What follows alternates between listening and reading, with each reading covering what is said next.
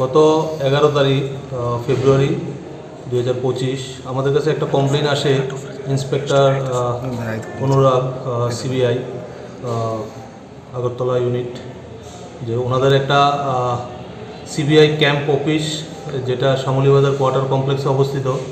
তো ওই অফিসটাতে ওদের কিছু ইউটেন্সিলস মানে স্টিল আলমিরা, অফিসে ব্যবহৃত কিছু চেয়ার টেবিল ছিল এবং দরজা জানালা সেগুলো কে বা কাহারা ভেঙে নিয়ে গেছে।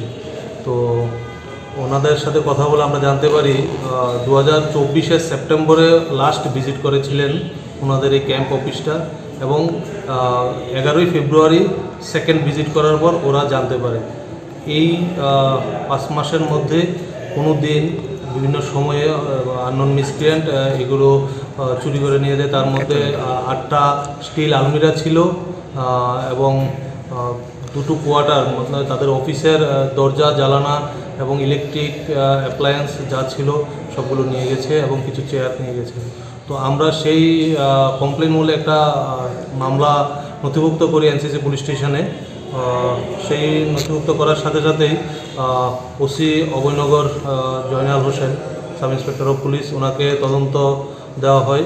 তো উনি তদন্তে নেমে প্রথমত 2জনকে অ্যারেস্ট করেন, 2জন বিপ্লব দেববর্মা এবং রাজু ভৌমিক। এই 2জনকে অ্যারেস্ট করার পর জিজ্ঞাসাবাদে আমরা এখনও পর্যন্ত 8টা স্টিল আলমিরা, 7টা দরজা, কাঠের দরজা এবং উইন্ডো 4টা, গিজার 1টা, চেয়ার 4টা আমরা রিকভারি করতে সক্ষম হয়েছি এবং এই সঙ্গে আরও যুক্ত আমরা 4জন, টোটাল 6জন আমরা এই কেসে এখনও পর্যন্ত অ্যারেস্ট করেছি। আমরা পুরো প্রসেসটা এক্সিকিউটিভ ম্যাজিস্ট্রেটের সামনে সব জিনিসগুলো আমরা রিকভারি করেছি। এখন আমরা এই 6জনকে কোর্টে পাঠাবো।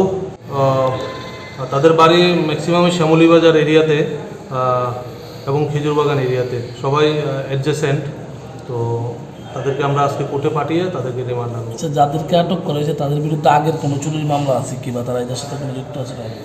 তাদের বিরুদ্ধে স্পেসিফিক কয়েকজনের বিরুদ্ধে মামলা ছিল, 6জনের সবার বিরুদ্ধে না। তারপরও তারা এলাকাতে সেরকম রিপোর্টেড না, কিন্তু ড্রাগ এডিক্টেডও আছে।